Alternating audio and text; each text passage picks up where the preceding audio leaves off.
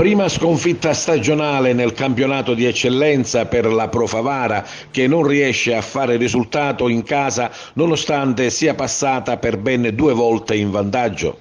Conseguente quarta vittoria in altrettante gare giocate per la Nissa, che fa suo il big match e rimane saldamente in testa a punteggio pieno.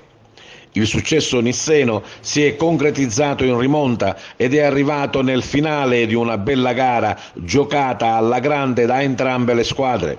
La Pro Favara per buona parte del primo tempo ed anche ad inizio di ripresa ha dominato la gara, ma la Nissa mai doma alla lunga viene fuori con carattere e determinazione. I gialloblu passano al 16° con Cannavò su rigore, la Nissa trova il pareggio al 29° con Pagano. La Pro Favara trova ancora la via del gol prima del riposo e si riporta in vantaggio con Garufo, bravo a sfruttare una corta respinta della difesa ospite. Nella ripresa la Pro Favara non riesce a mettere al sicuro il risultato, ma neanche a gestire il vantaggio, e al 77° Barrera realizza il 2-2 per la Nissa. La rete della vittoria nissena, complice un grossolano errore del portiere Cesai, la realizza all'88° Semensin, che sigla così il 3-2 finale. Una beffa per i favaresi. Un grande ed importante successo invece per i nisseni, che si godono la vetta della classifica a punteggio pieno, mentre la Pro Favara è attesa per un pronto riscatto mercoledì con la gara di ritorno di Coppa Italia contro lo Sciacca. Assolutamente, è normale, se subisci c'è una squadra che fa qualcosa in più, se prendi gol c'è una squadra che fa qualche errore. Noi oggi ne abbiamo commessi credo 2-3 sui gol che abbiamo subiti, sia che il pareggio del primo tempo abbiamo fatto un errore, poi abbiamo fatto l'errore sul pareggio del secondo gol, poi complessivamente credo che abbiamo tenuto bene il campo, abbiamo giocato credo abbastanza bene. Peccato perché nessuno pensava di poter perdere questa partita, non lo pensavo neanche io della panchina, perché non mi sembrava che ci fossero i presupposti che la Nissa potesse farci male, e invece ci ha fatto male con degli errori nostri, però questo ci deve servire di insegnamento, che vuol dire che bisogna continuare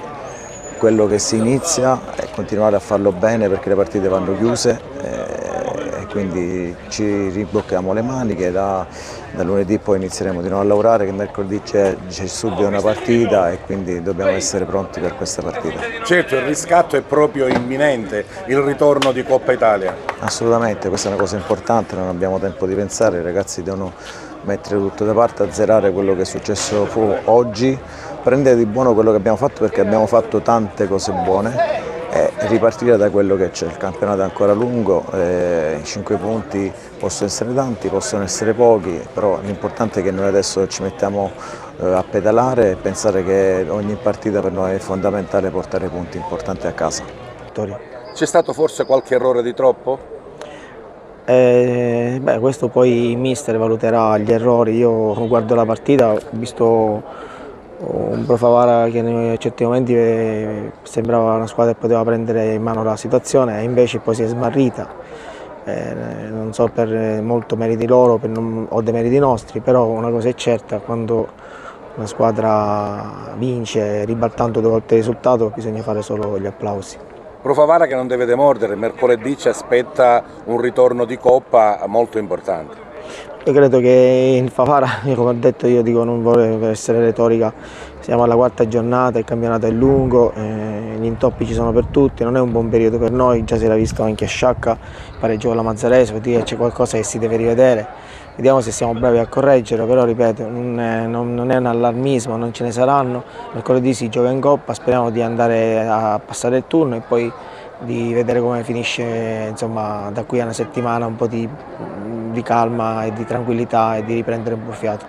Il primo tempo siamo partiti un po' troppo timorosi, troppo bassi, abbiamo subito l'iniziativa degli avversari, anche se l'avversario era tosto, era forte, abbiamo cercato di raddoppiare su Luca, ma non ci ha dato il tempo per farlo. Poi nel secondo tempo abbiamo aggiustato qualcosa, la mentalità era diversa, già anche negli ultimi 20 minuti, dove nonostante una buona gara abbiamo preso il gol del 2-1.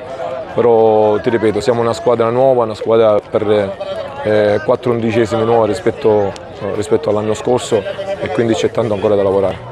Una squadra nuova ma che è in vetta alla classifica. Sì, è una vittoria importante, un tassello che mettiamo da parte per il proseguo. Abbiamo una missione, la missione è una missione molto lunga ancora.